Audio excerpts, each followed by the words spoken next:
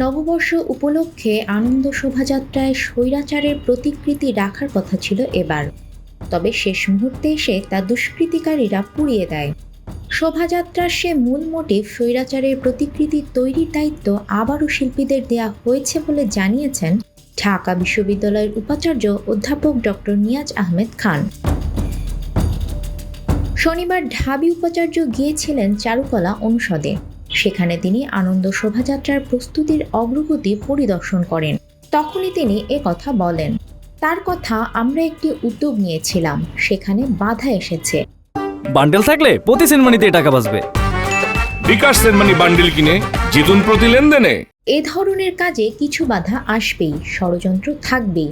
মানুষের পরিশ্রম, আল্লাহর উপর ভরসা করে এসব ষড়যন্ত্র মোকাবিলা করে শত্রুর মুখে ছাই দিয়ে আমরা এগিয়ে যাব। এতে সবার সহযোগিতা কামনা করছি। আমরা এই মুহূর্তে একটি জাতীয় দায়িত্ব পালন করে আসছি।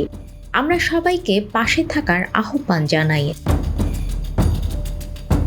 মোটিভ তৈরির যাবতীয় সরঞ্জাম ইতোমধ্যেই চারুকলা প্রাঙ্গণে নিয়ে আসা হয়েছে।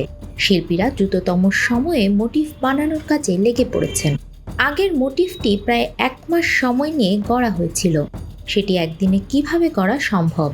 এমন প্রশ্নের জবাবে ঢাবি প্রক্টর সাইফুদ্দিন আহমেদ সংবাদ মাধ্যমকে বলেন, গত 1 মাস ধরে বানানো একটি প্রতিকৃতি তো একদিনে বানানো সম্ভব নয়। দেখা যাক শিল্পীরা কি করবেন। তারা অনেক ভাবনা চিন্তা করে কি করেন সেটা দেখা যাবে। পুরো বিষয়টির দেখভাল এখন শিল্পীদের উপর ছেড়ে দেওয়া হয়েছে। তারা পরিকল্পনা করছেন কিভাবে কাজটা শেষ করা যায়।